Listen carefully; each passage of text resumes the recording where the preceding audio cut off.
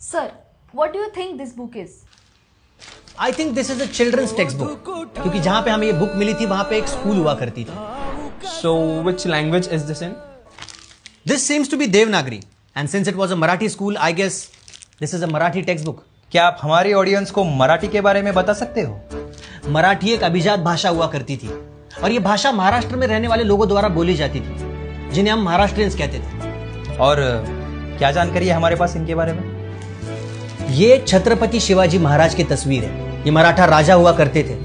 कई गढ़ किले थे इनके महाराष्ट्र में. कुछ जगह बता सकते हो आप? कहाँ थे ये किले? Well, we do have the places, पर आपको वहां पे किले नहीं मिलेंगे. हाँ, कुछ लोगों ने कोशिश की थी उन्हें बचाने की, बट उस वक्त के सरकार ने उन्हें साथ नहीं दी. तो अब कहाँ है महाराष्ट्रियंस? महाराष्ट्रियंस कहीं गए नहीं, वो बस अपनी संस्कृति और भाषा भूलते चले गए. कुछ नया करने की चाह में अपने रूट्स भूल गए. मेरे ख्याल से इतनी रिसर्च तब हुई थी जब मोहनजोदारो और हड़प्पा से सील्स और स्क्रिप्ट्स मिली थी, है ना? एग्जैक्टली. उतनी ही समृद्ध भाषा और संस्कृति थी ये. अगर ये भाषा और संस्कृति इतनी समृद्ध थी तो ये विलुप्त कैसे हो गई?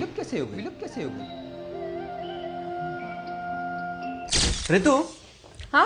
मी ज्या शाळेत शिकलो ना त्या शाळेत आपल्या मुलाला टाकूयात. काही नको. या मराठी शाळेत शिकून काय होणार आहे त्याचं? त्यापेक्षा त्याला एखाद्या इंटरनॅशनल नाही तर कॉन्व्हेंट स्कूलमध्ये टाकूयात आपण. आई बाबांनी ठरवलं मुलांना पुढे न्यायचं असेल तर इंग्लिश शाळाच हवी, आणि त्या निर्णयात आपली शाळा, आपली भाषा दोन्ही मागे राहिले. काय झालं? अरे हिंदी पिक्चर हाऊसफुल आहे रे.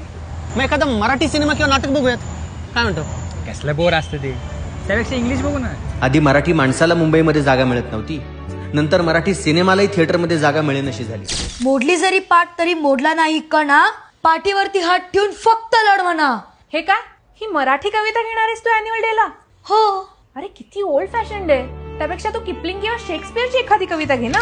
हे बघ, मतकरी, तेंडुलकर, पुलं सगळं साहित्य रॅकवर मागे सरकलं, आणि त्यांच्या जागी अशी नावं आली जी उच्चारालाही आपल्याला जरा अडचणच होते.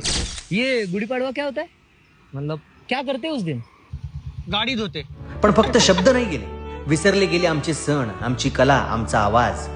गडगडणाऱ्या ढोल ताशातले पोवाडे आता कोणालाच ठाऊक नाही. सह्याद्री मधल्या आमच्या राजांचे गट ढासळले, आणि त्या राजांचं गाण गाणारे आवाजही थांबले.